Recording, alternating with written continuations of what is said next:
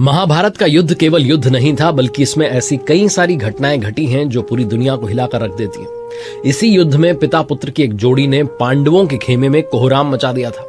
ये थे गुरु द्रोणाचार्य और इनके बेटे अश्वत्थामा। द्रोणाचार्य का वध करने के लिए पांडवों को एक अनोखी कूटनीति का सहारा लेना पड़ा था।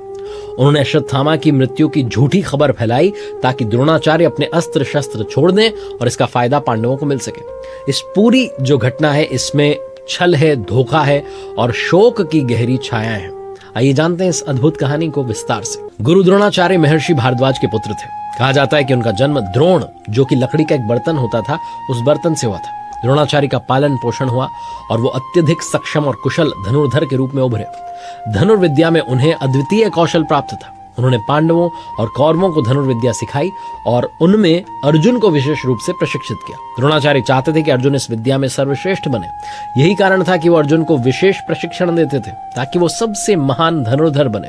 अश्वत्थामा, जो द्रोणाचार्य का पुत्र था, बहुत ही योग्य था, शास्त्र और शस्त्र विद्या में पारंगत था।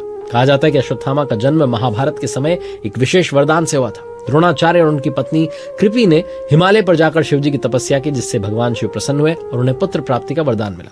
इसी वरदान से अश्वत्थामा का जन्म हुआ। अश्वत्थामा ने अपने पिता द्रोणाचार्य की तरह ही शस्त्र विद्या में महारत हासिल की। महाभारत के युद्ध में अपने योगदान के लिए प्रसिद्ध हुआ। महाभारत युद्ध के समय द्रोणाचार्य पांडवों के भी गुरु थे, लेकिन जब युद्ध का समय आया तो उन्होंने कौरवों का पक्ष लिया। हालांकि वो जानते थे कि पांडव उनके शिष्य हैं, फिर भी उन्होंने कौरवों के पक्ष में युद्ध लड़ा, क्योंकि उनका मानना था कि ये उनका धर्म है।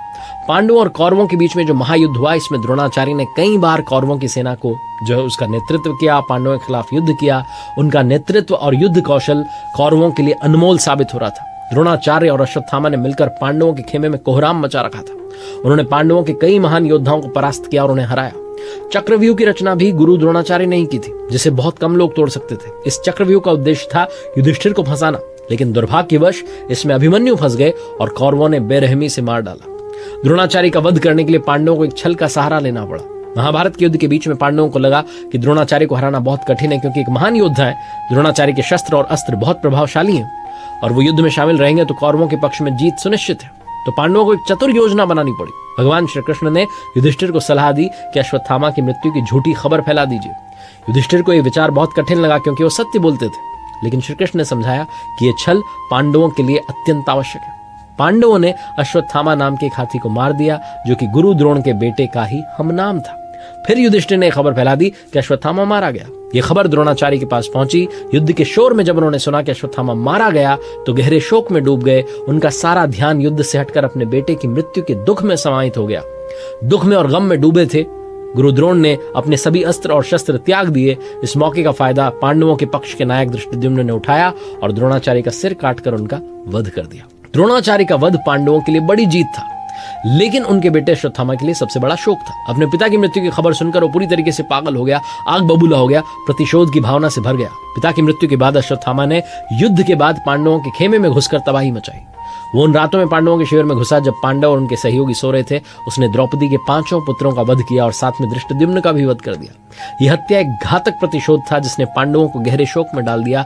इस घटना को लेकर कहा जाता है कि अश्वत्थामा को भगवान श्री कृष्ण से शाप मिला था और ये शाप दिया गया कि वो सदियों तक जीवित रहेगा, लेकिन कभी भी शांति और सुख नहीं पाएगा। भगवान श्री कृष्ण ने कहा कि अश्वत्थामा को उसके पापों का प्रायश्चित करना होगा और जीवन भर दुखों को भोगना होगा। यही कारण है कि अश्वत्थामा को हमेशा के लिए दुखों का सामना करना पड़ा और वो अपनी मां से मिले शाप के कारण कभी भी खुश नहीं हो पाया। महाभारत का युद्ध केवल युद्ध नहीं था, बल्कि इसमें कई सारी गहरी और मार्मिक घटनाएं घटी हैं, जिनमें छल, धोखा, प्रतिशोध और अपार दुख थे। गुरु द्रोणाचार्य और अश्वत्थामा की जोड़ी ने महाभारत के युद्ध में एक ऐसा मोड़ लिया जिससे दोनों के जीवन में अपार दुख और शोक छा गया। द्रोणाचार्य का वध पांडवों के लिए विजय था, लेकिन अश्वत्थामा के लिए अपार शोक और प्रतिशोध का कारण बना। ये कथा सिखाती है कि कभी कभी कूटनीति और छल से हासिल की गई जीत भी अंत में दुख और पीड़ा का कारण बनती है। आपकी राय इस कथा के बारे में क्या है? क्या आपको ये जो महाभारत की कथा है गहरी और मानवीय दृष्टि से जुड़ने में मदद करती है? बताएं। आपके विचारों का स्वागत है। बहुत बहुत धन्यवाद। जय श्री कृष्ण।